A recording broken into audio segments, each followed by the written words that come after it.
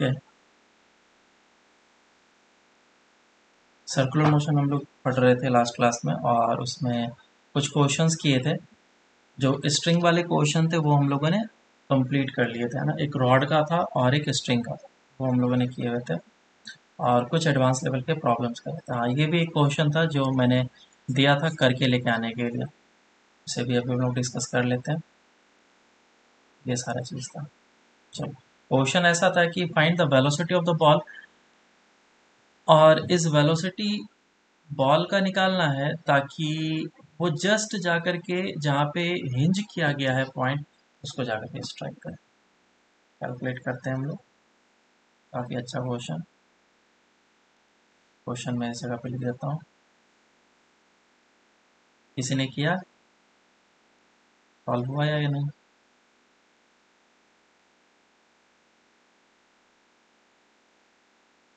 तो देखो किस तरीके से ये जो पॉइंट है फिक्स्ड है, ये पॉइंट फिक्स्ड है, और फिक्स होने के कारण से ये इसी के अबाउट सर्कुलर मोशन कर सकता है। लेकिन u का जो वैल्यू है इतना ज़्यादा नहीं दिया गया है ताकि ये कंप्लीट सर्कुलर मोशन कर ले, बराबर। तो कंप्लीट सर्कुलर मोशन तो नहीं हो पाएगा। तो मुझे बस इतना सा सफिशिएंट वैल्यू देना है u का, ताकि वो p पॉइंट को जाकर के हिट कर ले, इस फिक्स्ड पॉइंट को। तो इसका मतलब ये है कि कुछ पार्ट जाकर के वो सर्कुलर मोशन करे और कुछ पार्ट वो प्रोजेक्टाइल मोशन करे, और इस तरीके से जाकर के हिट कर जाए।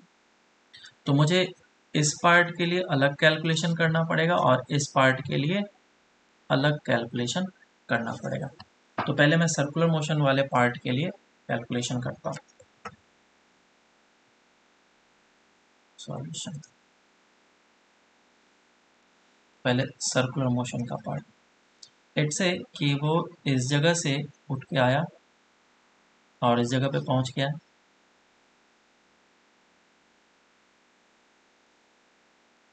और अगर इस जगह पे पहुंचा है तो इसकी जो वेलोसिटी होगी इस लोकेशन पे वो v होगी।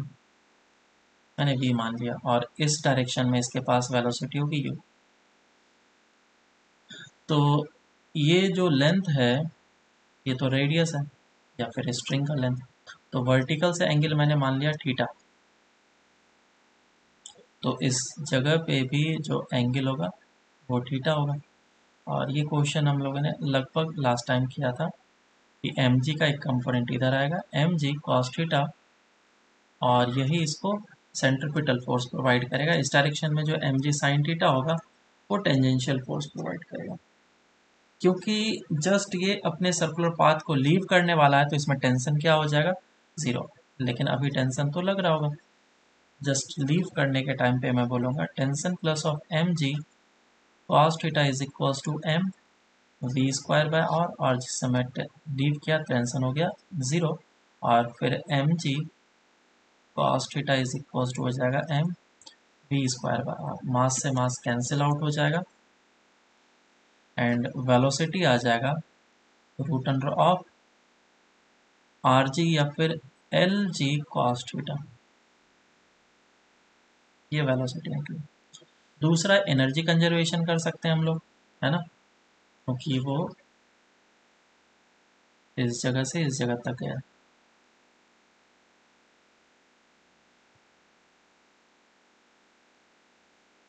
सो कितना हाइट गेन किया, इस जगह पे u था और इस जगह पे v। कितना टोटल हाइट गेन किया, एक तो l है, और ये लेंथ कितना हो जाएगा, l cos थीटा। तो h का वैल्यू निकल के आया l 1 plus of cos theta. तो इस लोकेशन पे मैकेनिकल एनर्जी और इस लोकेशन पे मैकेनिकल एनर्जी सेम होना चाहिए। मैकेनिकल एनर्जी 1 पे कितना हो जाएगा, kinetic energy plus potential energy. Potential energy कितना, ज़ीरो, उसको रेफरेंस ले लिया मैंने। जब टॉप मोस्ट पोजिशन पे पहुंचेगा तो kinetic energy plus potential energy. Potential energy कितना, एम जी एच। ऐसा।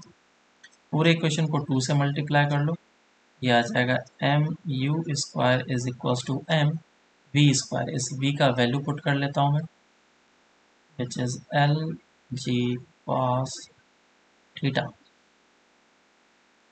और 2 से मल्टीप्लाई किया है तो ये हो जाएगा 2 mgl 1 प्लस कॉस थीटा। तो इधर से m कैंसिल आउट हो गया और u स्क्वायर निकल के आया एल जी कॉस थीटा, और उधर से 2 मल्टीप्लाई होगा तो ये हो जाएगा 3 LG cos theta plus of 2 LG। ठीक है, तो इधर से मेरा u निकल के आया अभी, ये u थीटा के टर्म्स में निकल के आया। अब अगर ये जाकर के वापस से प्रोजेक्टाइल मोशन करेगा और स्ट्राइक करेगा तो मैं इसके लिए अब कैलकुलेशन करना चाहता हूँ। ठीक है, तो एक्स एक्सिस और वाई एक्सिस मुझे डिफाइन करना पड़ेगा।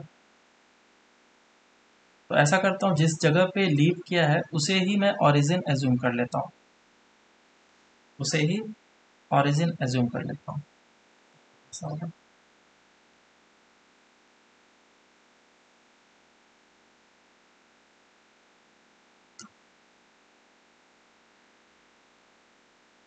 ये इस जगह से लीव किया है, कितने से, v वेलोसिटी से, क्योंकि ये परपेंडिकुलर होगा रस्सी के, और ये एंगल हम लोगों ने थीटा बोला था, this angle is theta, so this angle is also theta, ये 90 माइनस थीटा और ये थीटा। मतलब v वेलोसिटी से हॉरिजॉन्टल से प्रोजेक्शन हुआ, और इस डायरेक्शन को मैं पॉजिटिव एक्स एक्सिस मान लेता हूँ, पॉजिटिव एक्स एक्सिस, और इस डायरेक्शन को मैं पॉजिटिव वाई डायरेक्शन जूम कर लेता हूँ। तो क्या इस प्रोजेक्टाइल मोशन को कुछ इस तरीके से मोशन करना चाहिए? बिल्कुल हाँ। तो इसका कोऑर्डिनेट कितना हो जाएगा? अगर तुमने इसको 0,0 डिफाइन करा है तो इसका कोऑर्डिनेट कितना हो जाएगा बोलो? ये लेंथ l है, तो x ये वाला डिस्टेंस होगा x में, और y में ये वाला डिस्टेंस होगा, और y का डिस्टेंस कितना आ जाएगा? x का पहले निकाल लेते हैं, that will be l sine theta, और l कॉस थीटा y हो जाएगा नेगेटिव। तो मुझे कोऑर्डिनेट निकल गया। इक्वेशन ऑफ ट्रेजेक्ट्री हमें याद है, इस जगह से मैं क्या लगा रहा हूँ, प्रोजेक्टाइल मोशन, प्रोजेक्टाइल मोशन। तो इक्वेशन ऑफ ट्रेजेक्ट्री में क्या होता है बोलो? y is equals to X tan theta minus of G X square divided by 2v square cos square theta, ये इक्वेशन ऑफ ट्रेजेक्ट्री। और अगर ये इक्वेशन ऑफ ट्रेजेक्ट्री इस पॉइंट से पास हो रहा है तो इस पॉइंट को सेटिस्फाई भी करना चाहिए कोऑर्डिनेट को। तो ये हो जाएगा l sine theta comma minus of l cos theta, जो कोऑर्डिनेट है x कॉमा y, इसे सेटिस्फाई करना चाहिए। अब इसके वैल्यूज़ को पुट कर लेता हूँ मैं यहाँ पे, थोड़ा सा कॉम्प्लिकेटेड है क्योंकि एडवांस लेवल का क्वेश्चन है ये। y का वैल्यू पुट करा, minus of l cos theta is equals to x का value l sine theta into tan theta, और minus of G X square, X का वैल्यू पुट कर लेते हैं, L square sine square theta upon 2v square cos square theta, है ना। इसमें से क्या कैंसिल आउट हो रहा है? l कैंसिल आउट हो रहा है, एल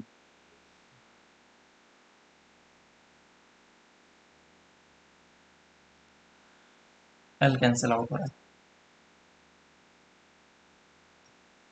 ऐसा करते हैं v का भी वैल्यू पुट कर लेते हैं यहाँ पे, एक ही बार सारा काम कर। ये v जो है हमारा पहले से निकाला हुआ था, बचवास एल जी कॉस थीटा, तो माइनस ऑफ, एक l तो हटा देता हूँ मैं, cos theta is equals to sin theta into tan theta minus of g l sin square theta upon 2v square. v कितना हमारा एल जी कॉस थीटा,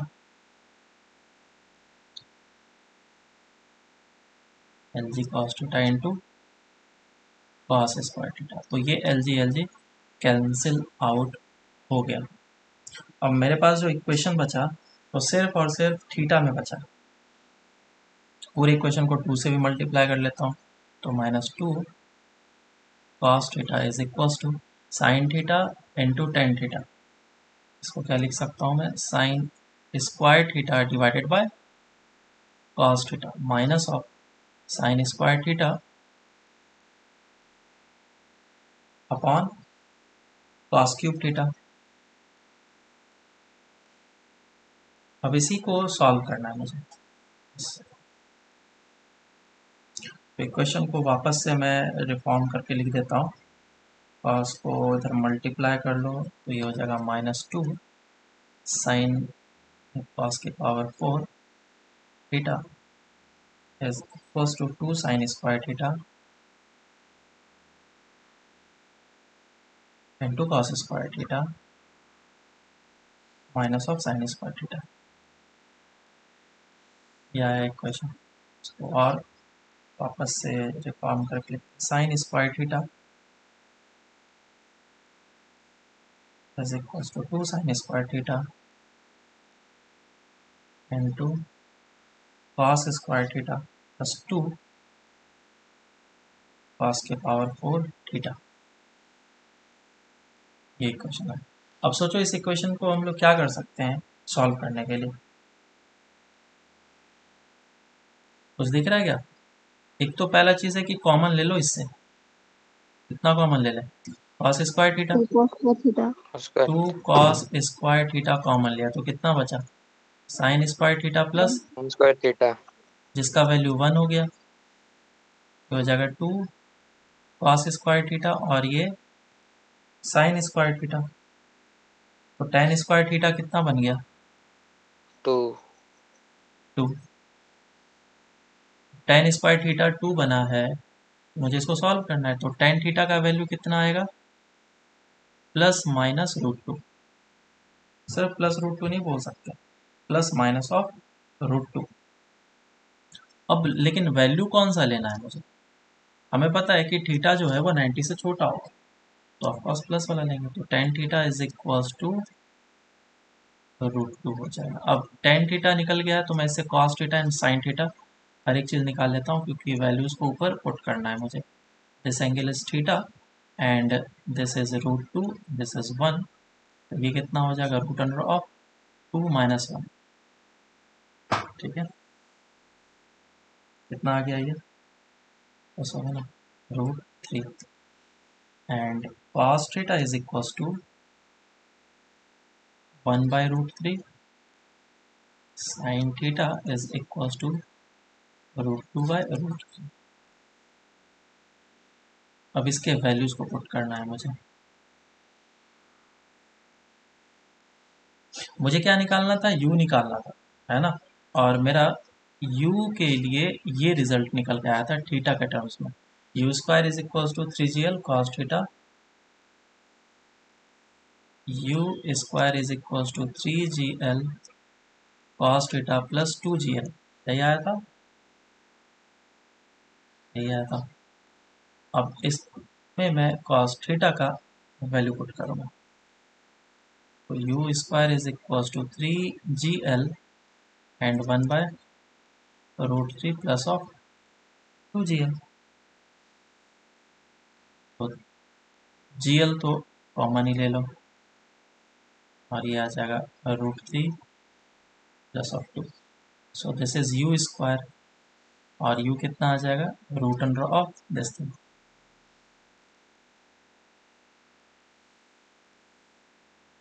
बोलो समझ में आया या नहीं आया? समझा सर। है ना? आया सर। काफ़ी बढ़िया क्वेश्चन है एस सी बी वर्मा का और काफ़ी एडवांस लेवल का है। एक बार तुम्हें कॉन्सेप्ट क्लियर हो गया, समझ में आ गया, आराम से क्वेश्चन को रख सकते हो। चलो अब आगे बढ़ते हैं हम लोग, और भी थोड़ा डिफरेंट डिफरेंट क्वेश्चंस कर लेते हैं।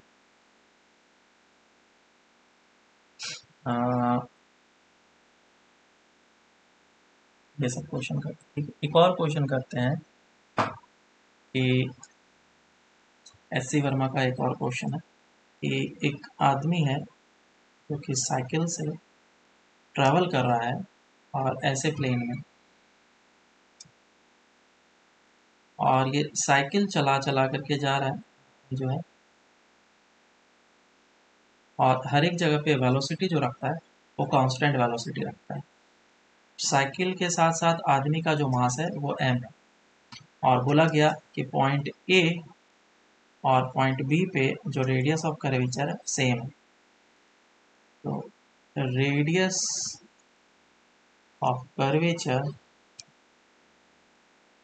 Eight a and b are same, which is r, and speed remains constant,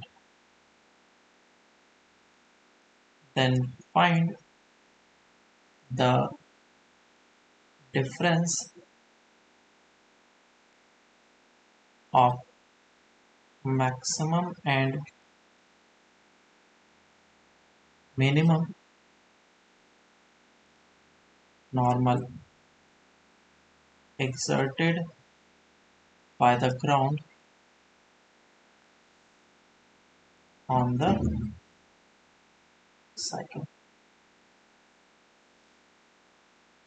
during the whole journey। Solve करो इसको।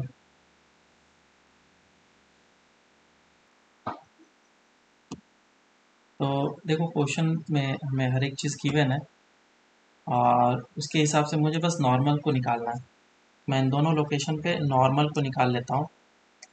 इस जगह पे जो नॉर्मल होगा वो ऊपर की डायरेक्शन में लग रहा होगा एन ए, और नीचे की डायरेक्शन में लग रहा होगा एम जी। और क्योंकि ये जो पर्सन है सर्कुलर मोशन कर रहा है, ऐसा सर्कुलर मोशन कर रहा है, it will look like a circular motion, है ना, उस इंस्टेंट ऑफ टाइम पे इसकी वेलोसिटी भी है। तो क्योंकि इसका रेडियस इस तरफ है तो एम जी को बड़ा होना पड़ेगा, centripetal force m g minus of n a is equals to M we square by are, और रेडियस ऑफ कर्वेचर आर दिया हुआ है।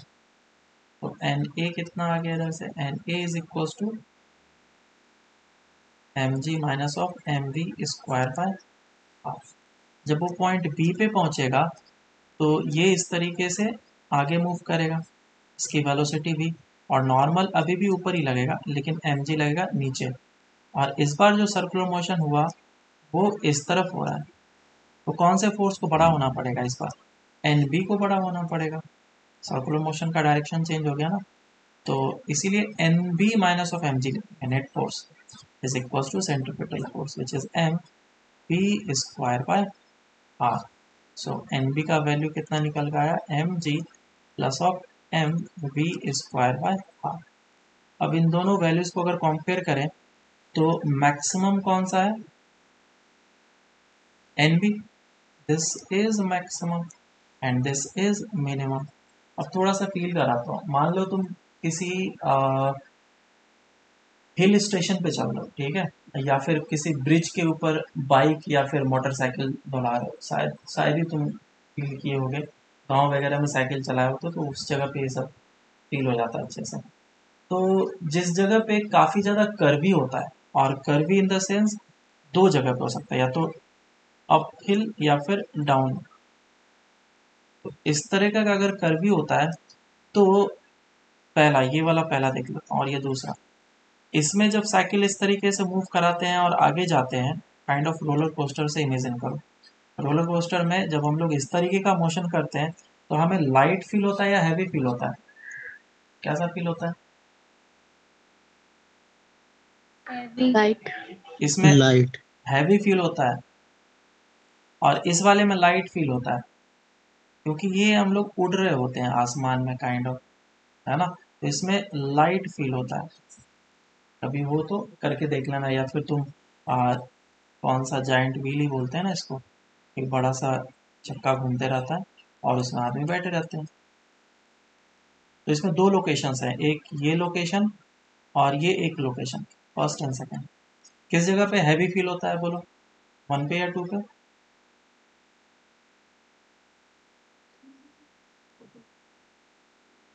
गए होगे कभी, चढ़ा होगा ना कभी तो 1 वाले लोकेशन पे हैवी फील होता है ना? और हाँ सर। सबसे ज्यादा हैवी इस हाँ लोकेशन सर। पे फील होता है, सबसे ज्यादा हैवी इस लोकेशन पे फील होता है और इस लोकेशन पे लाइट फील होता है। तो तुम्हें हद तक बातें समझ में आ गई होगी कि सर्कुलर मोशन के ऊपर डिपेंड करता है। तो जब मैंने बोला कि इस लोकेशन पे हैवी फील हो रहा है तो ये कर्वेचर देखो, ये कर्वेचर वाले केस में जो नॉर्मल लगेगा वो ज़्यादा होगा, तभी तो मैं हैवी फील कर सकता हूँ। चलो अब इसका डिफरेंस निकालना, तो डिफरेंस अब आसानी से निकल जाएगा, that n b minus of n a is equals to, दोनों को माइनस कर लो तो एम जी माइनस हो जाएगा और ये हो जाएगा 2 mv square divided by r. समझ में आया? ओके, अब नेक्स्ट क्वेश्चन करते हैं। नेक्स्ट क्वेश्चन थोड़ा सा इजी। बोला गया कि ये एक इंक्लाइंड प्लेन था और इस जगह पे एक सर्कुलर पार्ट है, इस जगह से एक ब्लॉक रिलीज किया गया, एम मास का ब्लॉक है, ठीक है, और radius of the circle is r. तो बोला गया कितना मिनिमम हाइट होना चाहिए, फ्रिक्शन लेस सरफेस है, हर एक जगह पे फ्रिक्शन 0 है, तो कितना हाइट होना चाहिए ताकि ये कंप्लीट सर्कुलर मोशन कर ले। Find minimum H such that the block completes full circular motion. बताओ जल्दी से क्या आ रहा है आंसर।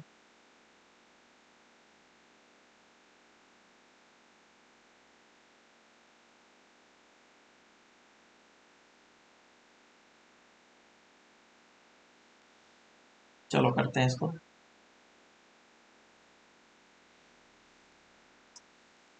देखो इसमें क्या कॉन्सेप्ट है कि ये इस टाइप का मोशन हो रहा है, तो इस लोकेशन पे पहुंचने के बाद फिर इसके पास वेलोसिटी कितना होना चाहिए, root under of 5 g r के बराबर। अगर इतनी वेलोसिटी है इसके पास तभी ये सर्कुलर मोशन कर पाएगा, हाँ या ना? किसके केस के जैसा, ये स्ट्रिंग के केस के जैसा हो गया ना। तो तुम्हें बस इतना काम कराना है कि इस हाइट h से रिलीज करे तो इसके पास काइनेटिक एनर्जी इसके इक्विवेलेंट आ जाए। तो जो भी पोटेंशियल एनर्जी होगा वो किस में जाएगा, काइनेटिक एनर्जी में। पोटेंशियल एनर्जी है कितना, m g h is equal to kinetic energy which is half of m we square. So m से एम कैंसिल आउट, हो जाएगा 2gh is equal to v square which is 5gr, और g से g cancel out तो h कितना हो जाएगा 5r/2। ये आंसर। बोलो समझ में आया है कि नहीं?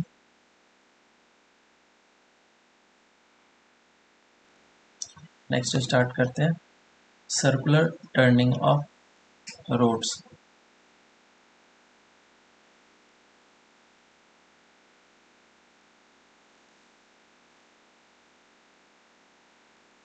बैंकिंग ऑफ रोड जो कि कहा जाता है,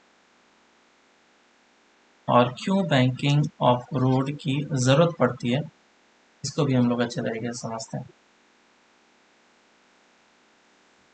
सर आप ये सब लेक्चर्स अपलोड कर रहे हो क्या यूट्यूब पे? हाँ ये सारी चीज़ तो है। तो लेट से कि कोई रोड है और हम लोग पहले चीज़ों को फील करते हैं, उसके मैकेनिक्स क्या होता है कि पहले फील करो उसके बाद फिर क्वेश्चन करना स्टार्ट करो, पहले मत करो, नहीं तो फिर क्वेश्चन तुमसे बनेंगे नहीं, कॉन्फिडेंस लूज होगा और आगे जा कर के फिर तुम्हें प्रॉब्लम होगा। एक दो ही क्वेश्चन करो लेकिन एकदम ढंग से फील के साथ करो ताकि तुम्हें समझ में आ जाए कि हाँ क्या किया है मैंने, और इससे रिलेटेड अगर क्वेश्चन कोई दूसरा मिले तो कैसे करना है मुझे, क्योंकि जेई में तो हमेशा अनसीन क्वेश्चन देंगे तुम्हें। ऐसा तो है नहीं कि आज जो मैंने क्वेश्चन बताया वो मिल जाएगा, उसके कॉन्सेप्ट से रिलेटेड मिल सकता है, लेकिन डिट्टो तो सेम कभी नहीं होगा। तो इसीलिए हम लोग क्वेश्चन के कॉन्सेप्ट पे अच्छे तरीके से स्ट्राइक करेंगे।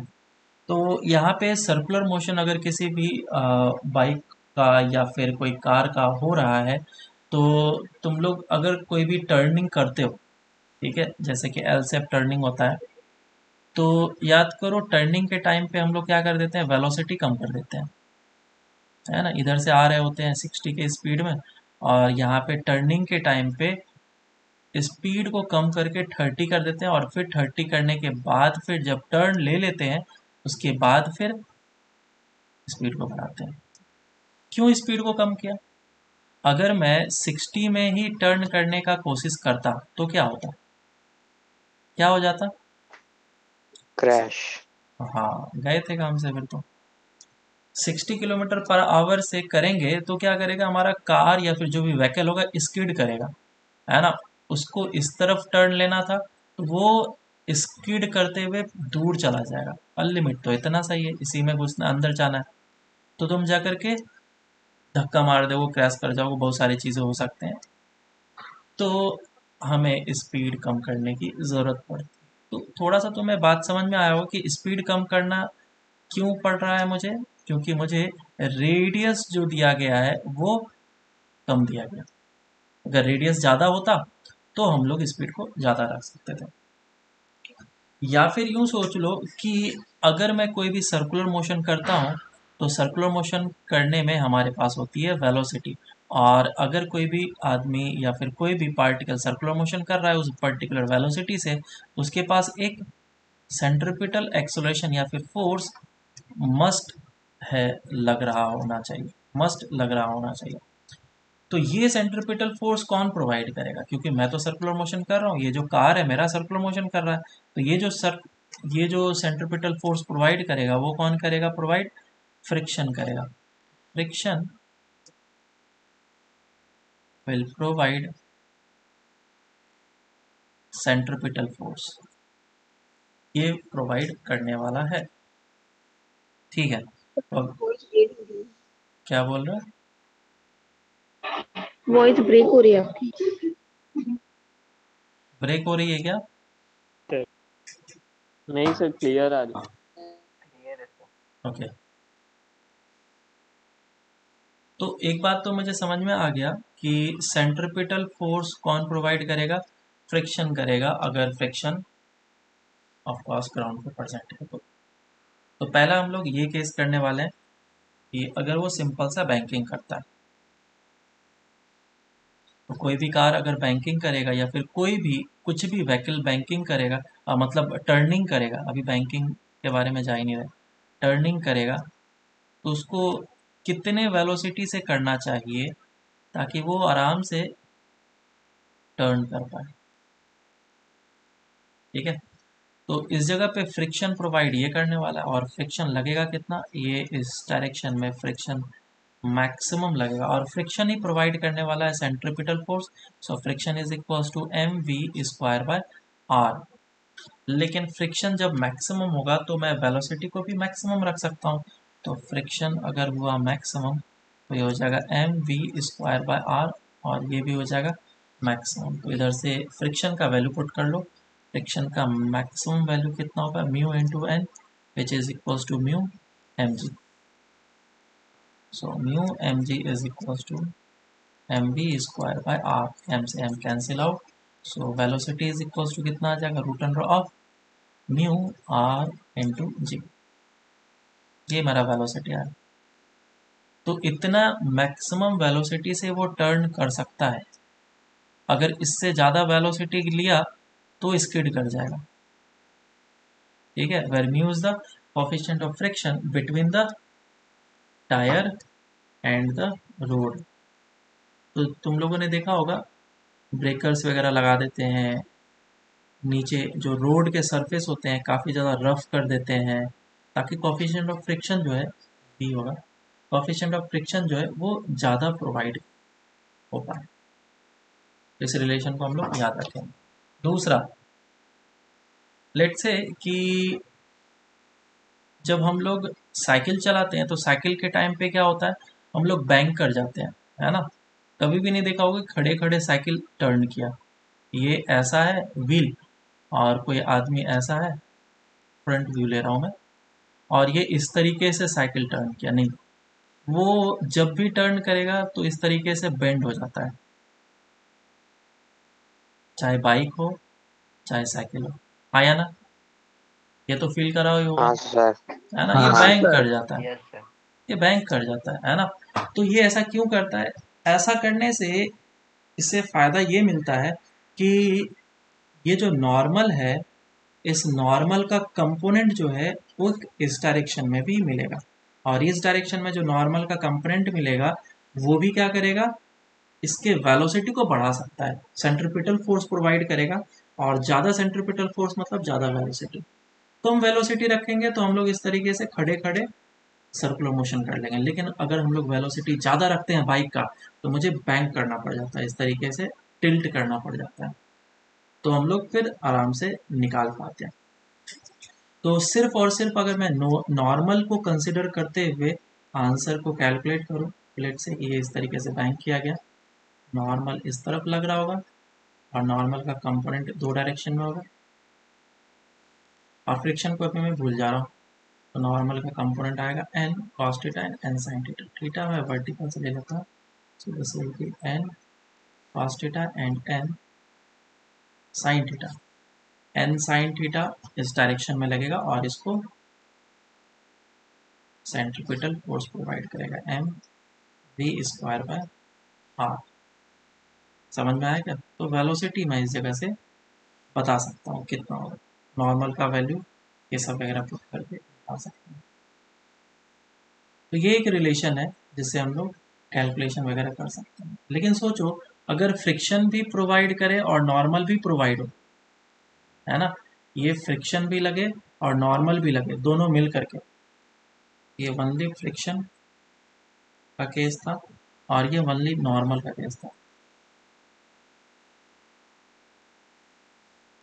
दोनों यूज हो तो कितना फायदा हो। लेकिन इसका डिमेरिट ये है कि कार में ऐसा यूज नहीं हो पाएगा। कार कभी भी ऐसा एक टायर पे आकर के टर्न तो नहीं ले सकता है ना। नॉर्मल केस में स्टंट मार रहे हो तो अलग बात है। लेकिन तुमने ज़रूर देखा होगा कि F1 रेसिंग कार वगैरह जब होता है तो उस समय रोड को बैंक कर दिया जाता है, जहाँ पे टर्निंग होते हैं बैंक कर दिया जाता है इस टाइप से। देखा गया? हाँ सर। हाँ है ना, सर। समझ में आ रहा है? तो ये इस तरीके से बैंक क्यों किया है, और इस जगह पे ऑडियंस वगैरह रहते हैं। अगर सोचो बैंक नहीं किया होता तो कितने को अभी तक तो धक्का मार दिया गया होता और कितनों का एक्सीडेंट हो जाता। तो इसे कहते हैं हम लोग banking of road, banking of road. तो इस वाले केस में ऐसा होता है कि जब हम लोग बैंक करते हैं तो बैंक करने के कारण से अब जो नॉर्मल है वो भी सेंट्रीपिटल फोर्स प्रोवाइड कर सकता है, क्योंकि नॉर्मल लगेगा इस डायरेक्शन में। अब नॉर्मल का एक कंपोनेंट इधर होगा और एक कंपोनेंट वर्टिकल होगा। तो ये वाला जो कंपोनेंट होगा, ये नॉर्मल का अगर मान लो ये थीटा एंगल है तो ये कितना हो जाएगा, इस डायरेक्शन में लग रहा होगा एम जी। लेट से अभी फ्रिक्शन नहीं है नो फ्रिक्शन। पहला केस हम लोग कर रहे हैं फ्रिक्शन नहीं है। अगर फ्रिक्शन नहीं है तो सिर्फ नॉर्मल वगैरह लगेंगे और ये इस तरीके से सर्कुलर मोशन कर रहा होगा। तो एम जी इस डायरेक्शन में लग रहा है। इस नॉर्मल का दो कंपोनेंट, ये एंगल होगा थीटा और ये भी एंगल होगा थीटा। अब इसमें बातें ये निकल के आती कि कंपोनेंट मुझे किस डायरेक्शन में रिजॉल्व करना चाहिए, कंपोनेंट ऐसे करके रिजॉल्व करें या कंपोनेंट ऐसे करके रिजॉल्व करें। बहुत सारे स्टूडेंट को कंफ्यूजन होता है और मैंने इसका एक सिंपल सा आंसर दिया हुआ है, कभी कंफ्यूज होने का ज़रूरत नहीं है। जिस भी डायरेक्शन में एक्सेलरेशन है कंपोनेंट हमेशा उस डायरेक्शन के अलोंग जाएगा और उसके परपेंडिकुलर। तो यहाँ पे देखो, क्योंकि ये सर्कुलर मोशन जो है वो ऐसा कर रहा है,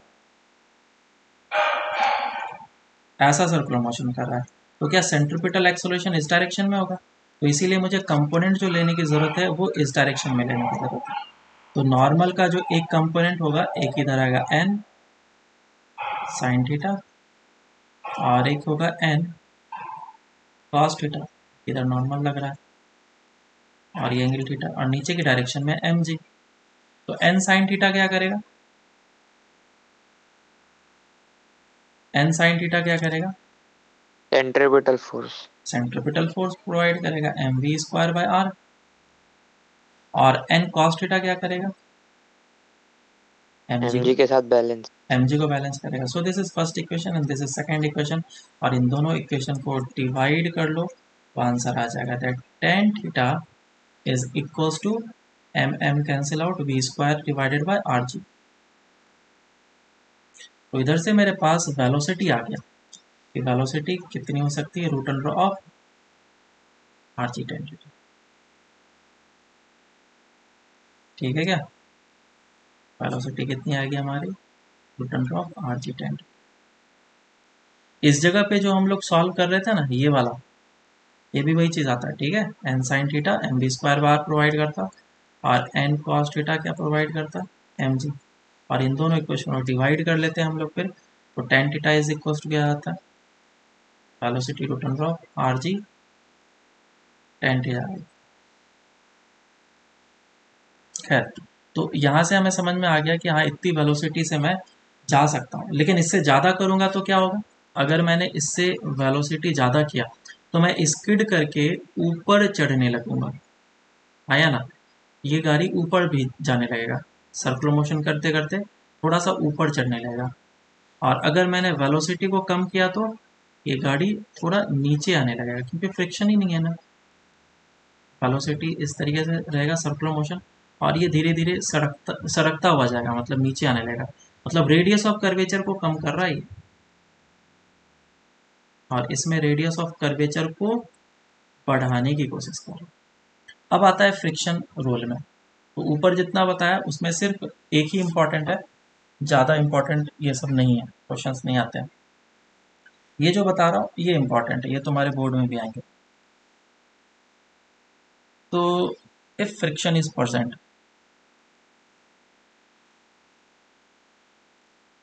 फ्रिक्शन इज प्रेजेंट, अगर फ्रिक्शन प्रेजेंट है तो फ्रिक्शन का डायरेक्शन क्या होगा, फ्रिक्शन उस डायरेक्शन में लगता है जिस डायरेक्शन में रिलेटिव मोशन होने की कोशिश करता है। अब मैंने बताया अगर वेलोसिटी काफ़ी ज़्यादा रखा है तो ये जो बाइक है या फिर जो भी कार है वो क्या करेगा, स्किड करके ऊपर जाने की कोशिश करेगा, implies radius of curvature will try to increase. और अगर ये स्किड करके ऊपर जाने की कोशिश करेगा तो फ्रिक्शन किधर लगेगा, इस पर फ्रिक्शन लगेगा इस तरफ, पीछे, है ना। तो इससे मुझे मिलेगा मैक्सिमम वेलोसिटी, कि मैं कितना मैक्सिमम वेलोसिटी रख सकता हूँ ताकि मैं इस रेडियस ऑफ कर्वेचर को लीव ना करूँ। अब एक और आता है कि मिनिमम वेलोसिटी, तो अगर मैं वेलोसिटी बहुत कम कर दिया, जैसा कि मैंने ऊपर वाले केस में देखा, वेलोसिटी कम किया तो वह अपने रेडियस ऑफ कर्वेचर को कम करने की कोशिश करेगा और ये स्किड करके नीचे आने की कोशिश करेगा, implies radius of curvature will try to decrease. तो इससे मुझे क्या मिलेगा, मिनिमम वेलोसिटी, ताकि मैं इसी रेडियस ऑफ कर्वेचर में रहूं, किसी और रेडियस ऑफ कर्वेचर में नहीं जाना है। तो इधर से मुझे v क्या मिलेगा, मिनिमम वेलोसिटी। क्योंकि फ्रिक्शन है तो फ्रिक्शन अब ऊपर लगने की कोशिश करेगा, क्योंकि ये स्पीड होकर नीचे आने की कोशिश कर रहा है, इससे मिलेगा मुझे मैक्सिमम वेलोसिटी। तो मैं मैक्सिमम वेलोसिटी के लिए काम करूंगा, मिनिमम वेलोसिटी का कैलकुलेशन खुद ही खुद हो जाएगा, देखना कैसे कैलकुलेशन फॉर मैक्सिमम वेलोसिटी।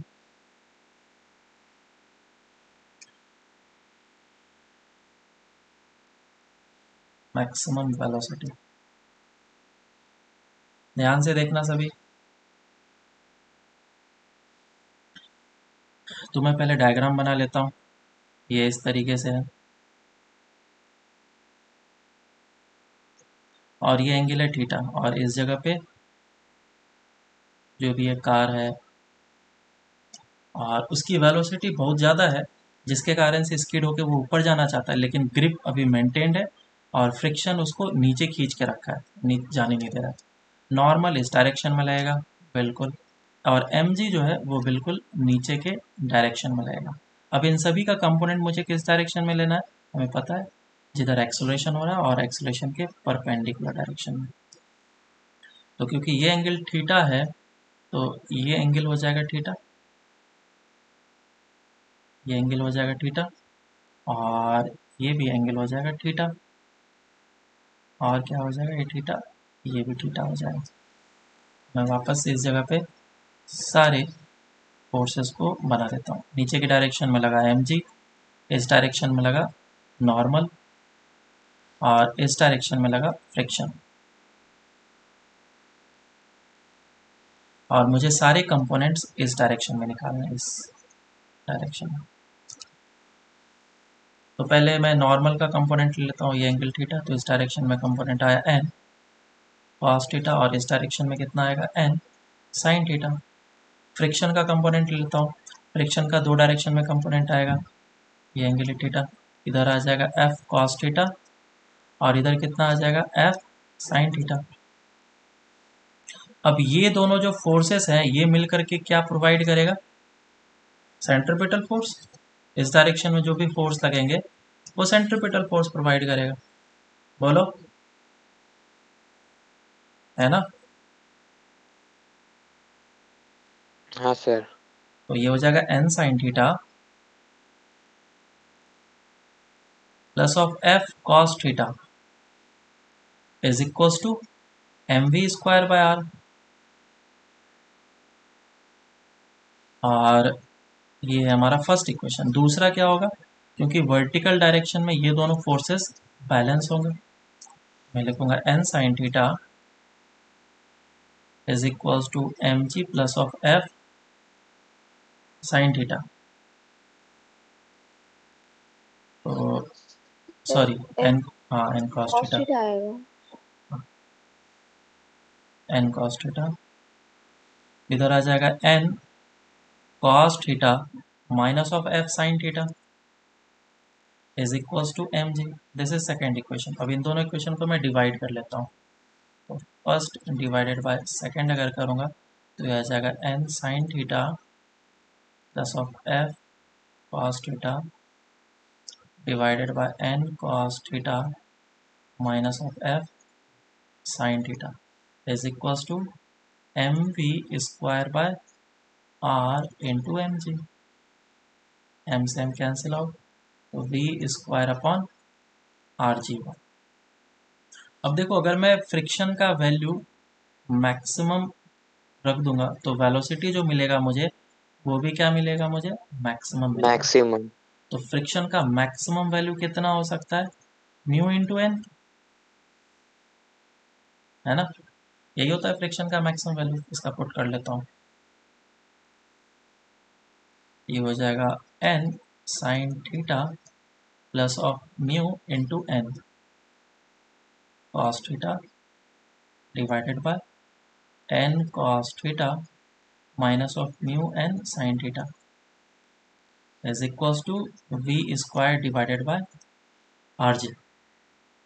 क्या कैंसिल आउट हो गया, नॉर्मल, ये n से n कैंसिल आउट हो गया।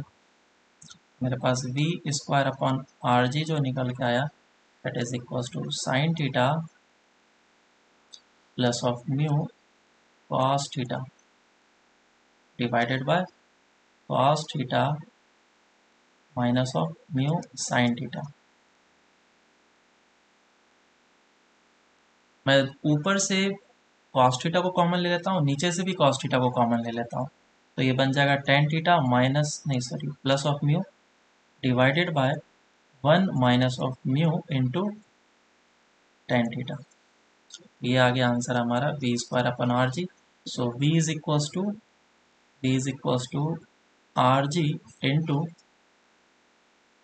tan theta plus mu divided by 1 minus mu into tan theta का होल रूट अंडर। ये फाइनल आंसर है। तो हर एक बुक में यही आंसर दिया जाता है, और बोर्ड में तुम्हें यहीं तक आंसर निकाल करके छोड़ना है, लेकिन क्योंकि हम लोग जेई के लिए प्रिपरेशन कर रहे हैं तो ये आंसर याद रख पाना थोड़ा टफ है, तो मैंने दूसरा इसका आंसर निकाला है। ठीक है, वो क्या है वो याद रखना काफ़ी आसान है। एंगल ऑफ रिपोज याद होगा, एंगल ऑफ रिपोज क्या होता है, tan phi। वो ऐसा एंगल जिस एंगल पे जस्ट वो स्लिप करना स्टार्ट कर दे, याद है ना, बताया था फ्रिक्शन में हाँ mg sin थीटा और पीछे फ्रिक्शन लगता है म्यू mg cos थीटा, तो दोनों इक्वल अगर हो गए तो tan थीटा tan phi का वैल्यू जो भी है वो पाई है, इसका वैल्यू कितना आ जाएगा, म्यू आ जाएगा। तो मैं इस म्यू का वैल्यू पुट कर लेता हूँ, जेई में क्वेश्चन आया था म्यू के ही फॉर्म में, फाई के फॉर्म में। तो tan थीटा प्लस म्यू को लिख दिया मैंने tan phi divided by 1 minus tan phi into tan theta. बताओ ये किसी फॉर्मूले के फॉर्म में दिख रहा है क्या? tan theta plus phi. Answer आ गया R G, tan a plus B का फॉर्मूला है तो tan theta plus of phi, ये हो जाएगा हमारा answer. So this is the maximum velocity, और ये आंसर एग्जैक्टली वैसा ही है। मान लो कि फ्रिक्शन जीरो हो गया, ठीक है, if mu is equals to zero, मतलब कि phi is equals to zero हो गया, tan फाई जीरो हो गया ना इधर से, तो फाई जीरो पुट करो कितना आ जाएगा answer, root under of R G tan theta, root under of R G tan theta देखो यहाँ पे निकाला था, याद आया? तो ये हमारा आंसर आ गया फाइनल। अब देखो मिनिमम वाले केस में क्या होगा, फ्रिक्शन का डायरेक्शन चेंज हो जाएगा और मिनिमम वेलोसिटी, सारा काम एग्जैक्टली सेम करेंगे हम लोग, बस डायरेक्शन चेंज हो जाएगा फ्रिक्शन का, बस प्लस और माइनस का चेंजेस आते हैं इसमें, और कुछ नहीं। अभी देखो करता हूँ, ये एंगल थीटा, तो अब फ्रिक्शन किधर लगेगा, फ्रिक्शन लगेगा पीछे की डायरेक्शन में, क्योंकि ये नीचे आना चाहता है सड़क के, और नॉर्मल इस डायरेक्शन में लग रहा है, नीचे की डायरेक्शन में mg लग रहा है। और इन सभी के कंपोनेंट्स ले लेता हूँ मैं, ठीक है, तो नॉर्मल जो है इसका कंपोनेंट इस डायरेक्शन में आएगा, ये angle theta n sine theta, और इधर n cos थीटा, और फ्रिक्शन का कंपोनेंट आएगा ये एंगल थीटा, तो ये भी एंगल थीटा होगा, तो f cos थीटा, और इधर आएगा f साइन थीटा। तो नेट फोर्स x डायरेक्शन में कितना हो गया, n sine theta minus of f cos theta is equals to mv square by r, और वर्टिकल डायरेक्शन में क्या हो गया, ये ऐड होगा, तो वो कितना आ जाएगा, n cos theta plus of f sine theta is equals to mg।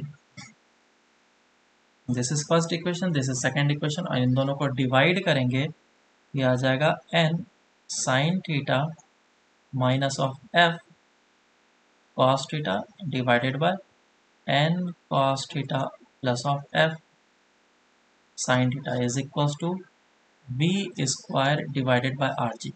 ये जो इक्वेशन है ये एग्जैक्टली इसके जैसा है, इसके जैसा इक्वेशन है ये ना, इसके जैसा है, बस डिफरेंस ये है कि ऊपर जो है प्लस है और नीचे माइनस है, और यहाँ पे क्या है, ऊपर माइनस है नीचे प्लस है। बाकी एग्जैक्टली इक्वेशन तो मेरा फाइनल भी सेम ही आएगा। जब मैं इस इक्वेशन को सॉल्व करूँगा, f is equals to f max का वैल्यू मैं पुट करूँगा तो v मिन निकलेगा मुझे, और ये कितना हो जाएगा, म्यू इंटू एन। जब इसका वैल्यू मैं पुट करूँगा यहाँ पे, तो पुट करने के बाद मुझे ये आंसर मिलेगा, लेकिन साइन इंटरचेंज हो गया, वो ऊपर प्लस की जगह पे माइनस आ जाएगा। मैं फाइनल v लिख लेता हूँ, v minimum is equals to root under of R G tan theta minus mu divided by 1 plus mu into tan theta, ये हमारा आंसर आएगा। तो फिर से नोटबुक में यही आंसर दिया होगा, हर एक जगह यही दिया जाता है, लेकिन मैंने अलग से आंसर निकाला हुआ है। इसमें क्या करेंगे, म्यू के जगह पे क्या पुट करेंगे, टेन पाई, क्योंकि एंगल ऑफ रिपोज होता है, और जैसे इसको पुट करेंगे तो हमारा वी मिनिमम का फॉर्मूला निकल के आ जाएगा root under of are G 10 tan theta minus phi. Theta minus of pi, ये आंसर आ जाएगा और इसको याद रखना आसान है। ठीक है, ये हमारा बैंकिंग ऑफ रोड है और बैंकिंग ऑफ रोड कंप्लीट हो गया। कुछ क्वेश्चन कर लेते हैं इस पर। ठीक है, फॉर्मूला बस याद कर लो, इससे ज़्यादा कुछ याद करने की ज़रूरत है नहीं।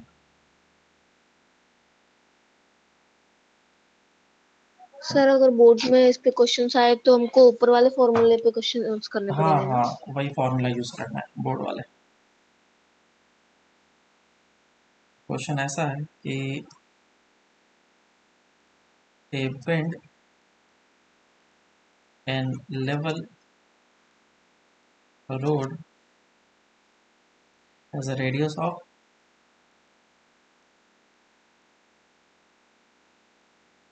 radius of 100 meter. Calculate the maximum speed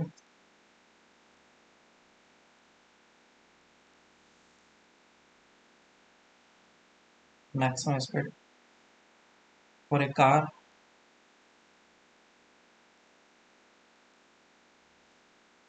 for safe turning.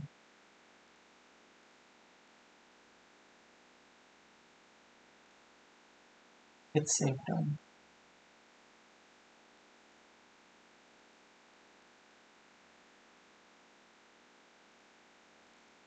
ठीक है, और एज्यूम मान लो कि given m is equal to 0.8। Solve करो। इसमें बैंकिंग के बारे में कुछ नहीं बोला है तो बैंकिंग यूज़ नहीं करना है। तो इसमें आसानी से हम लोग फॉर्मूला यूज़ कर लेंगे that v is equal to root under of R G tan theta, लेकिन बैंकिंग का वाला क्वेश्चन है नहीं तो ये म्यू आर जी हो जाएगा।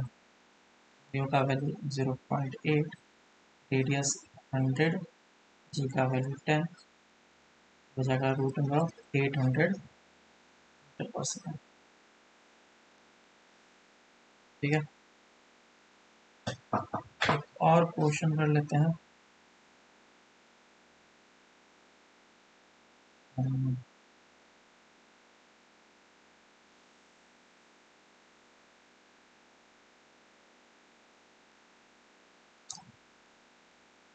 Find the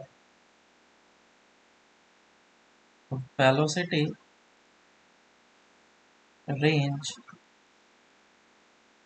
in which a car can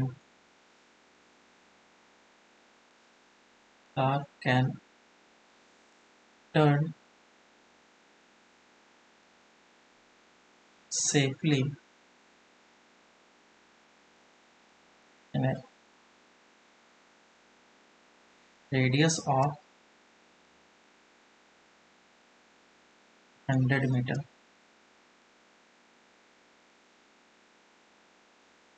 और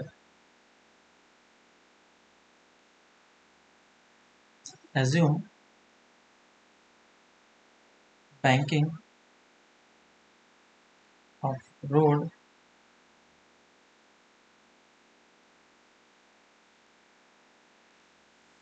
to be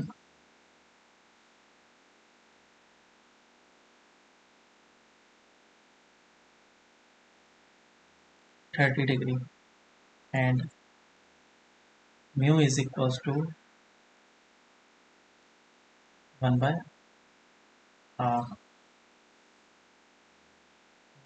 ये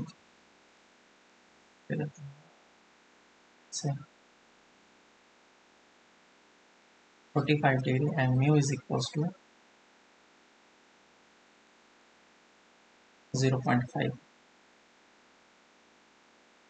ठीक है, सॉल्व करो इसको।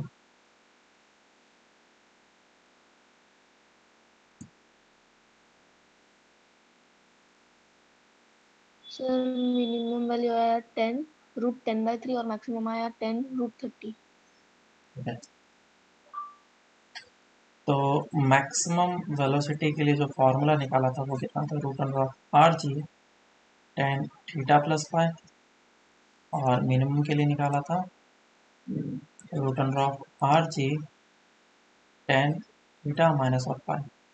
तो कभी कभी जैसे वैल्यूज दिए जाते हैं उससे हम लोग एंगल को प्रिडिक्ट नहीं कर सकते हैं, तो इसी फॉर्मूले को मैं थोड़ा उस फॉर्म में कन्वर्ट कर दूँगा, 1 minus mu into tan theta, ये कितना हो जाएगा, root under of r into g, r कितना है दे रखा है 100 और 10 and tan theta which is 45, 10 45 1 हो जाएगा, plus of mu which is 1/2 divided by 1 minus of 1/2 into 1। और इस तरफ भी कुछ ऐसा ही कैलकुलेशन चलेगा, साइन बस चेंज हो जाएगा, root under of 1000 1 minus 1/2 divided by 1 plus 1/2, ऐसा कितना आ जाएगा आंसर, ये आ गया 1000 इंटू ऊपर बन जाएगा 3/2, नीचे बन जाएगा 1/2, कैंसिल आउट, तो ये रूट अंडर ऑफ 3000 आ जाएगा आंसर मीटर पर सेकेंड। ये this is maximum velocity and minimum कितना आ जाएगा, root under of 1000 1/2 divided by 3/2, 2 cancel out हो जाएगा, ये हो जाएगा 1000/3 per second। So this will be the minimum velocity। एक बेसिक क्वेश्चन दिया जिस तरीके से तुम सॉल्व करोगे। चलो अब आगे हम लोग बढ़ते हैं, डेट इज सेंट्रीफ्यूगल फोर्स।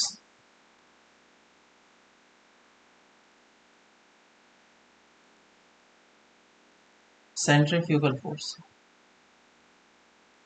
देखो सेंट्रीफ्यूगल फोर्स क्या होता है,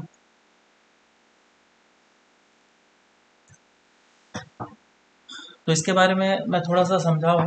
तो जब भी हम लोग कार के अंदर बैठे होते हैं और टर्निंग होता है ना, तो टर्निंग के टाइम पे हमें ऐसा फील होता है, जैसे कि मैं डायग्राम ड्रॉ करता हूँ, लेट्स से कि मैं कार के अंदर हूँ, बैठा हुआ हूँ, और अगर ये इस तरीके से टर्निंग लिया है तो मुझे इस डायरेक्शन में फोर्स फील होता है ना, हमें क्या हो रहा है, फील हो रहा है। तो ये जो फोर्स है इसे हम लोग सेंट्रीफ्यूगल फोर्स के नाम से बोल सकते हैं।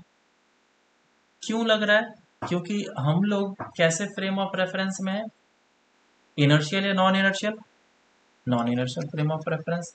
दो तरह के फ्रेम ऑफ रेफरेंस बताया था जब एनएलएम हम लोग पढ़ रहे थे, तो दो तरह के फ्रेम ऑफ रेफरेंस थे, एक था इनर्शियल फ्रेम ऑफ रेफरेंस जिसमें एक्सेलरेशन होता था 0, और दूसरा था non inertial frame of reference जिसमें था एक्सेलरेशन नॉट इक्वल्स टू 0।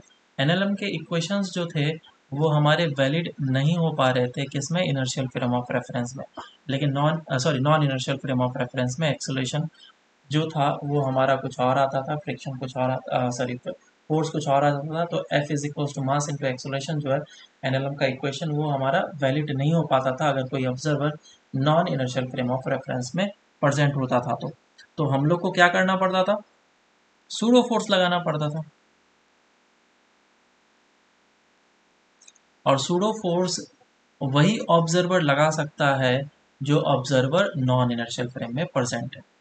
तो लीनियर मोशन के लिए जो सूडो फोर्स था वो लीनियर डायरेक्शन में जाता है, लेकिन अगर कोई भी ऐसा पार्टिकल है जो कि सर्कुलर मोशन कर रहा है तो उसका फोर्स का डायरेक्शन कंटिन्यूसली क्या हो रहा है, चेंज हो रहा है, कभी फोर्स इस डायरेक्शन में चाहिए, कभी फोर्स इस डायरेक्शन में चाहिए, और इस तरीके से चेंज होगा।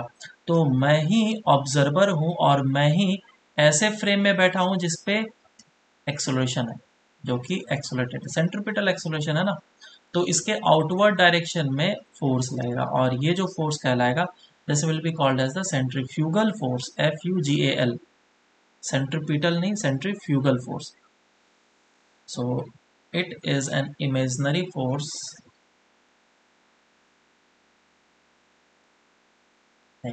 it is an imaginary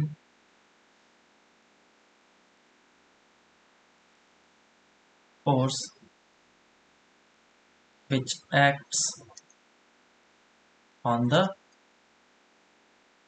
body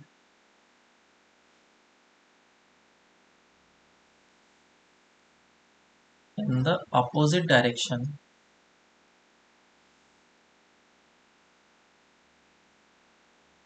of centripetal acceleration.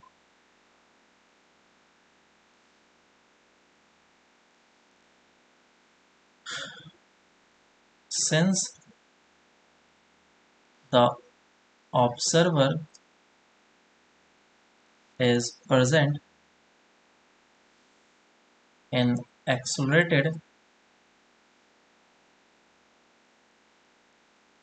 frame, we have to apply a pseudo force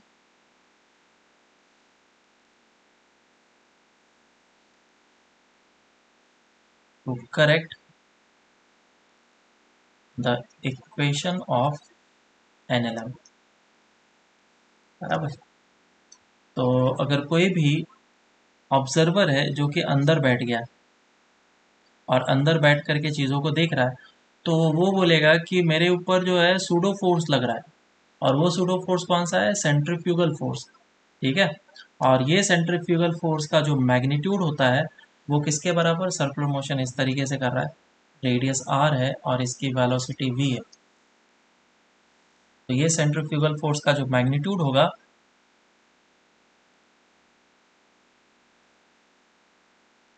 उसका मैग्नीट्यूड mv² बाय r के बराबर ही होगा। तो this centrifugal force is equals to mv² by r। Just it will act in opposite direction, और ये false force है या फिर इमेजनरी फोर्स है। क्यों? क्योंकि ये एक सूडो फोर्स है। तो यही जो सूडो फोर्स हमने बोला, यही है सेंट्रीफ्यूगल फोर्स। अब इस सेंट्रीफ्यूगल फोर्स का बहुत ज़्यादा फायदा है, बहुत ज़्यादा यूज़ किया जाता है, मेटलर्जी में यूज़ किया जाता है मेटल्स के एक्सट्रैक्शन के लिए। जो ओर्स वगैरह होते हैं उसके अलग अलग डेंसिटी के हिसाब से सेपरेशन कराए जाते हैं। सबसे बेसिक एग्जांपल दो तो तुम्हारा वॉशिंग मशीन, घर पे वॉशिंग मशीन तुम लोग यूज़ करते हो या नहीं? हाँ सर। है ना? तो उसमें एक सिलेंडर होता है ऐसा, और सिलेंडर क्या करता है? रोटेट करता है, और रोटेट करता है तो कपड़ा क्या हो जाता है? इसमें चिपक जाता है ऐसे करके। कभी वॉशिंग मशीन चलाया है या फिर मम्मी चलाती है? चलाया सर। चला है ना? तो कपड़े देखे हुए तुमने, चिपक जाते हैं सिलेंडर में। क्यों चिपकते हैं सिलेंडर में? क्योंकि इस कपड़े के ऊपर इस डायरेक्शन में सेंट्रीफ्यूगल फोर्स लग रहा है, सेंट्रीफ्यूगल फोर्स सर लग वो रहा है। स्पीड में घूमना चाहिए ना पर। हाँ, तो ओमेगा तो दिया है ना, ओमेगा से घूम रहा है स्पीड में। कितना स्पीड में घूमता है सिलेंडर, देखा है तुमने? बहुत ही ज़्यादा स्पीड होता है, ओमेगा का वैल्यू काफ़ी ज़्यादा हाई होता है। तो ये सेंट्रीफ्यूगल फोर्स का मैग्नीट्यूड इस बात पे भी डिपेंड करेगा कि तुम्हारा ओमेगा कितना है, तुम्हारा मास कितना है, तुम्हारा रेडियस कितना है, डिस्टेंस कितना है। इन तीनों फैक्टर पे डिपेंड करता है। तो ओमेगा काफ़ी ज़्यादा होता है जिसके कारण से ये पूरा का पूरा चिपक जाता है। अब तुम लोगों ने देखा होगा कि उसमें ड्राई भी हो जाता है, सूख जाता है, बराबर। पानी पूरा का पूरा निचोड़ देता है। कैसे निचोड़ता है? अब इसमें भी सेंट्रीफ्यूगल फोर्स का कॉन्सेप्ट है। छोटे छोटे सिलेंडर्स में होल्स तुमने देखे होंगे, छोटे छोटे होल्स रहते हैं, है ना? और ये होल्स क्या करते हैं?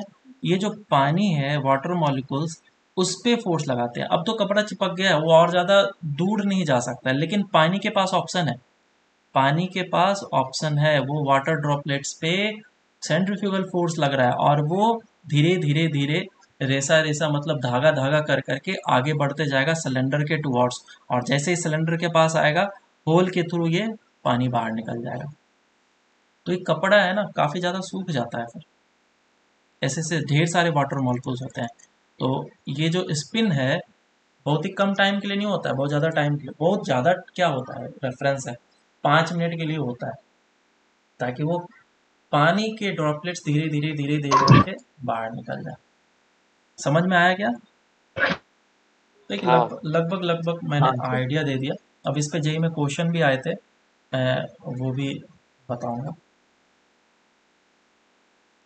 तो एक जहाँ पे भी हम लोग सेंट्रीपिटल फोर्स यूज करते हैं वहाँ पे हम लोग सेंट्रीफ्यूगल फोर्स यूज कर सकते हैं, कोई दिक्कत नहीं है। जैसे कि फॉर एन एग्जांपल, अगर एक रॉड है या फिर स्ट्रिंग है, इसको मैंने दे दिया velocity root under of 6 GL, तो बताओ यहाँ पे टेंशन कितना होगा?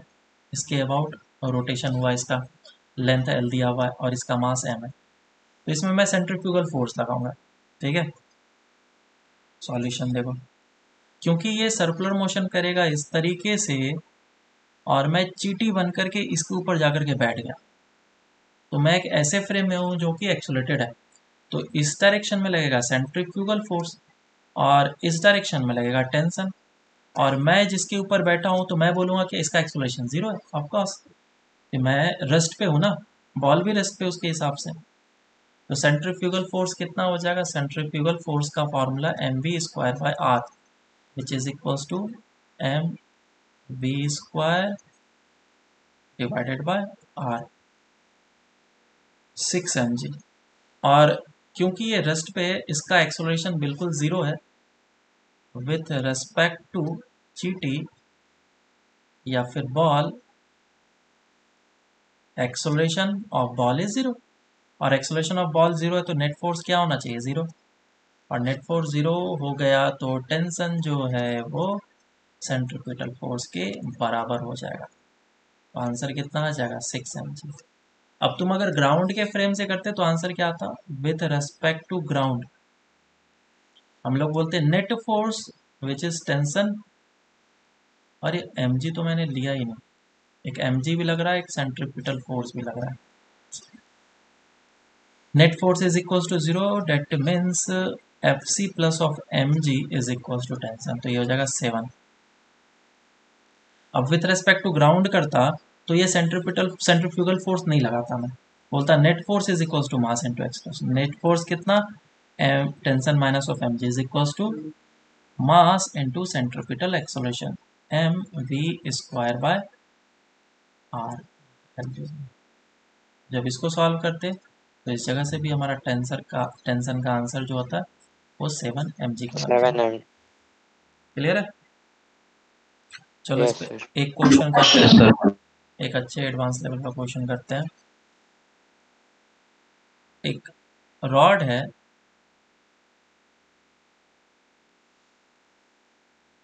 रॉड नहीं करते, दूसरा क्वेश्चन, ये एक डिस्क है और ये जो डिस्क है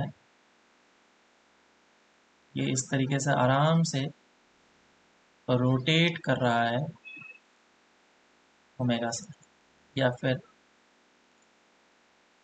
ऐसा सिचुएशन है इसका रोटेशन हो रहा है और इस जगह पे ग्रूव बनाया गया। ग्रूव समझ में आता है क्या होता है? गड्ढा, ठीक है, गड्ढा। और ये गड्ढे में एक बॉल को रख दिया गया, फ्रिक्शनलेस सरफेस है और इस जगह पे बॉल को रख दिया है, इसका रेडियस r है और बॉल को जो है वो r/2 पे रख दिया। ये ओमेगा से रोटेट कर रहा था एंड ओमेगा इज कांस्टेंट। तो जब ये बॉल इस जगह से बाहर निकलेगा तो इसकी स्पीड क्या होगी? पूछा गया find the speed of the ball when it comes out of the disk।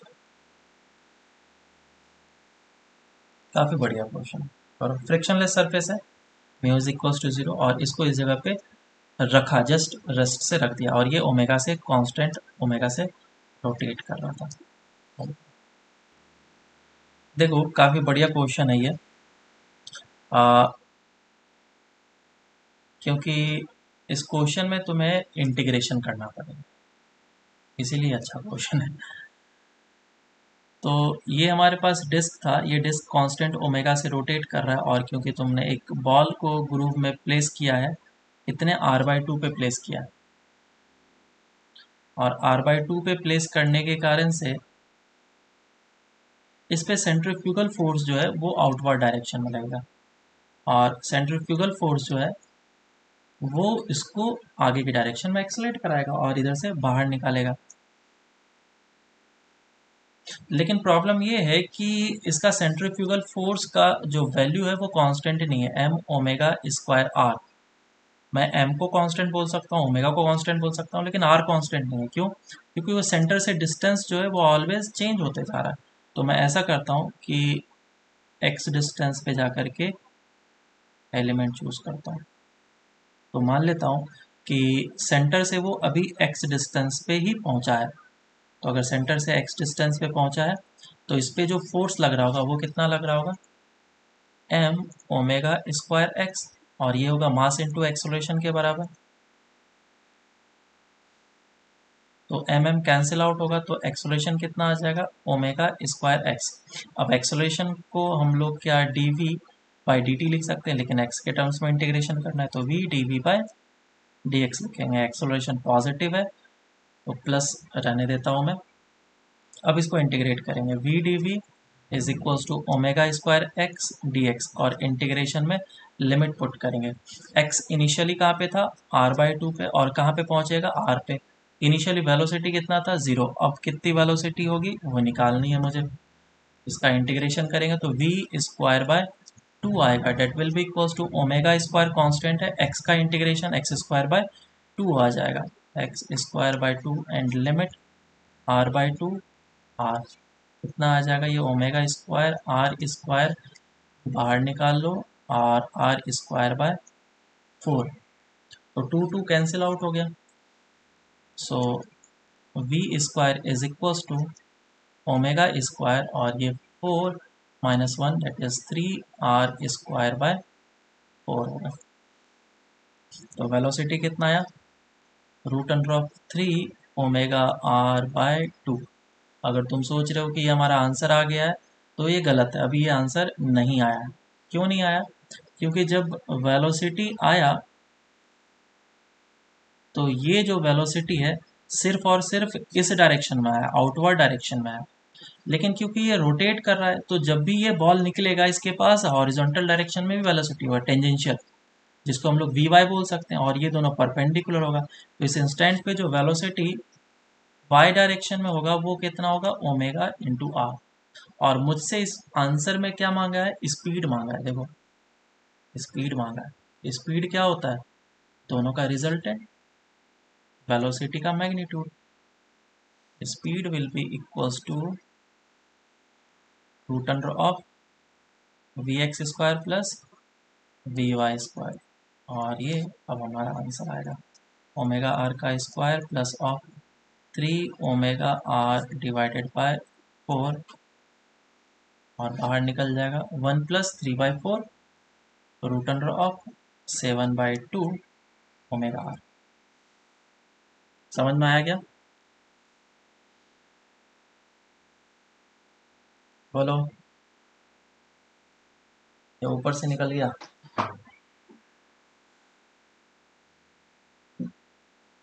चलो अब आगे करते हैं हम लोग। तो ये हम लोग का सेंट्रीफ्यूगल फोर्स कंप्लीट हो गया। Next is effect of rotation of अर्थ।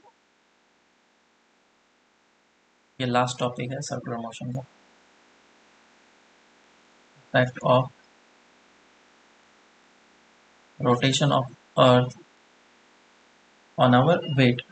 ठीक है, हमारा वेट चेंज होता है अगर अर्थ का रोटेशन होता है तो।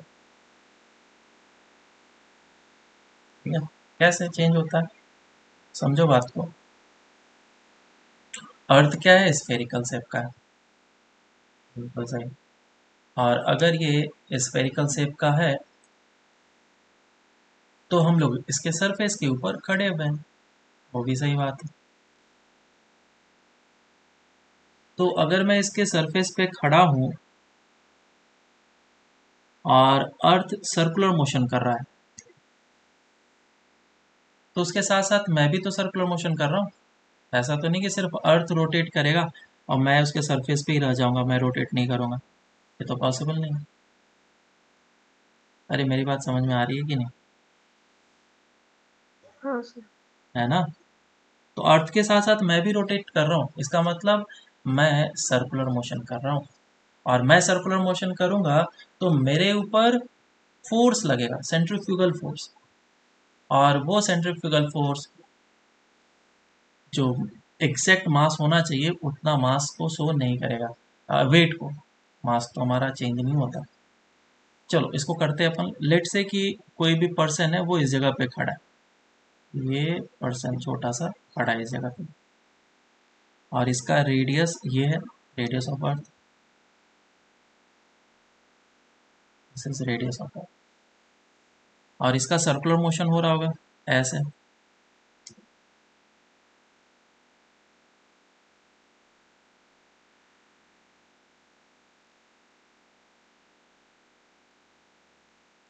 तो ये जो आदमी है उसका ढेर सारा डायरेक्शंस हो गया, मैं बता रहा हूँ। ये हो गया रेडियस वाला डायरेक्शन, ये हो गया हॉरिजॉन्टल डायरेक्शन, ये हो गया टेंजेंशियल डायरेक्शन, और ये हो गया वर्टिकल डायरेक्शन।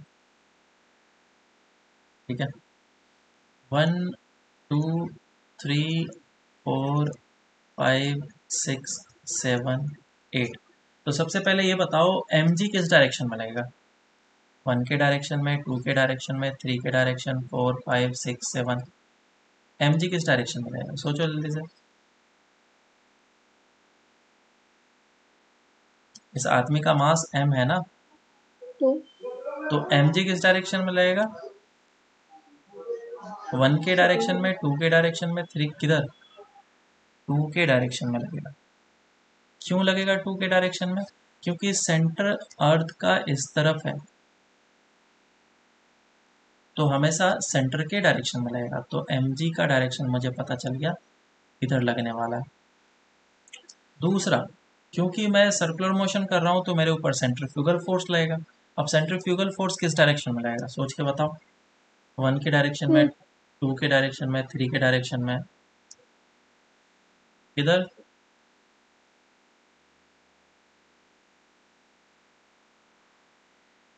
सोचो सोचो।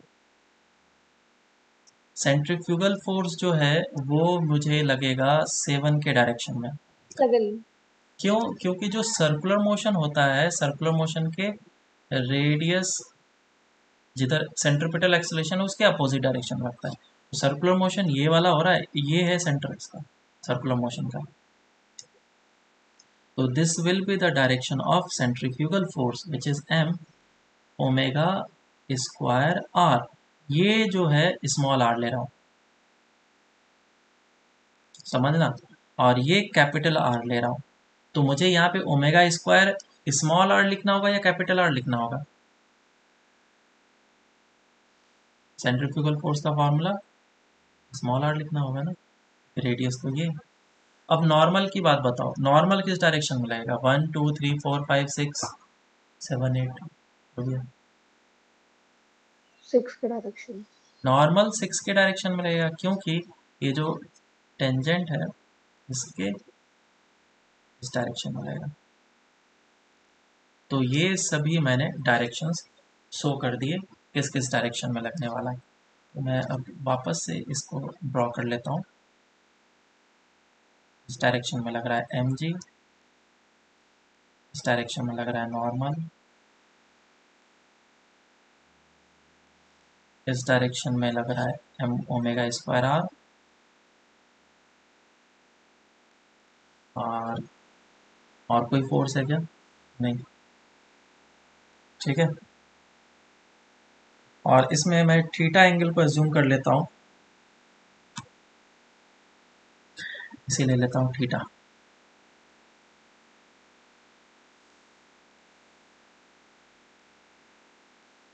इस एंगल को लिया मैंने थीटा। तो अगर ये एंगल हमारा थीटा है तो फिर क्या थीटा हो जाएगा? This angle will also be theta.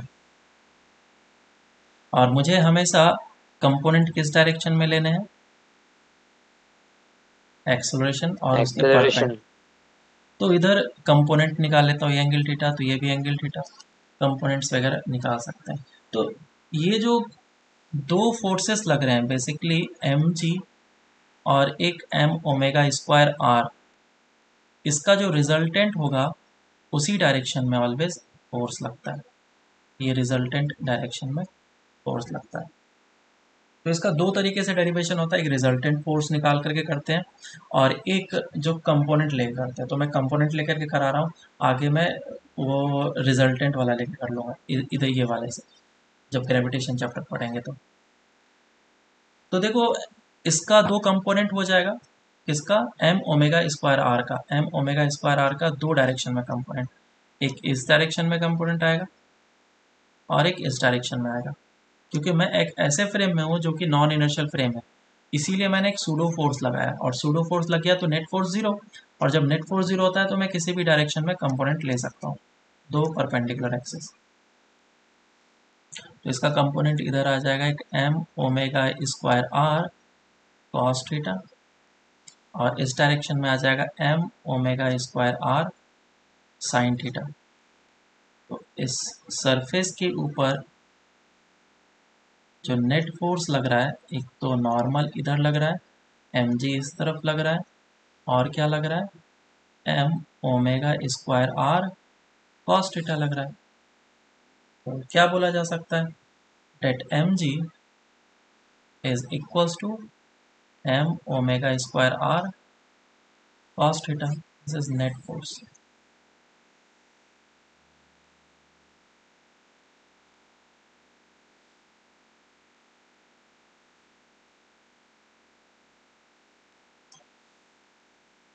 तो नॉर्मल कितना आ जाएगा, normal is equals to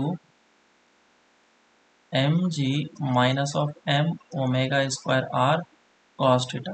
normal क्या बताता है, हमारे रीडिंग को बताता है, एक्चुअल वेट मतलब कि अपरेंट वेट को बताता है। तो दिस इज अपरेंट वेट, अगर नीचे वेइंग मशीन रख दिया होता तो वो नॉर्मल वेट को बताता, और नॉर्मल एम डैश इंटू जी के बराबर होगा, एम डैश क्यों लिख रहा हूँ मैं, एम इंटू जी डैश के बराबर होगा, और जी डैश यहाँ पे क्या है हमारा, effective gravity, m omega square r cos theta.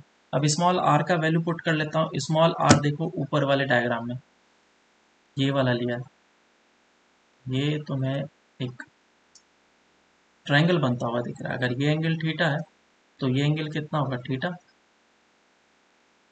है ना। स्मॉल आर कितना हो जाएगा, small r is equal to r cos theta.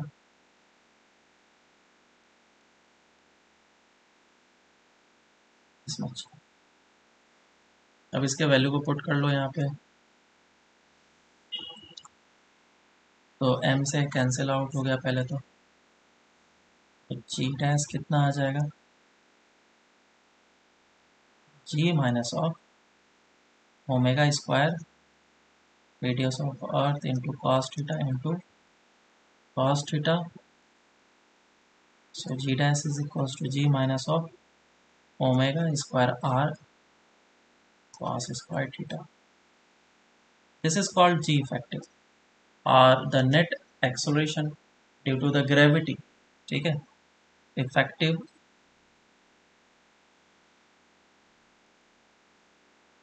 acceleration due to gravity, g effective. इस फॉर्मूले को याद रखना, शायद ही कभी यूज करने के लिए मिले, g minus of omega square r cos square theta. अब इसमें दो डिफरेंट चीज़ें हो सकते हैं। पहला केस ये हो सकता है कि थीटा इज इक्वल्स टू हमारा ज़ीरो होगा। थीटा किस जगह पे ज़ीरो होगा, अगर ये अर्थ है तो थीटा इस जगह पे ज़ीरो होगा जब हम लोग इक्वेटर पे हों, और जब इक्वेटर पे होंगे तो जी इफेक्टिव कितना आएगा, G effective will be equals to G minus of omega square R. और दूसरा केस जब theta is equals to 90 degree हो, तो जब थीटा 90 डिग्री होगा तो हम लोग कहाँ पे होंगे, पोल पे, सेंटर मैक्सिमम हाइट। पोल पे ना, इसको मैक्सिमम हाइट क्या बोलते हैं, ठीक है, पोल पे रहेंगे तो ये एंगल हो जाएगा थीटा 90 डिग्री। और इस समय जी इफेक्टिव कितना हो जाएगा, जी के बराबर। तो देखो हम लोग को ज़्यादा वेट किस जगह पे मिलेगा, अगर मैं एक वेइंग मशीन इक्वेटर के पास रखूं और एक वेइंग मशीन पोल पे रखूं तो मुझे ज़्यादा वेट कहाँ पे मिलेगा, सर ये पोल पे।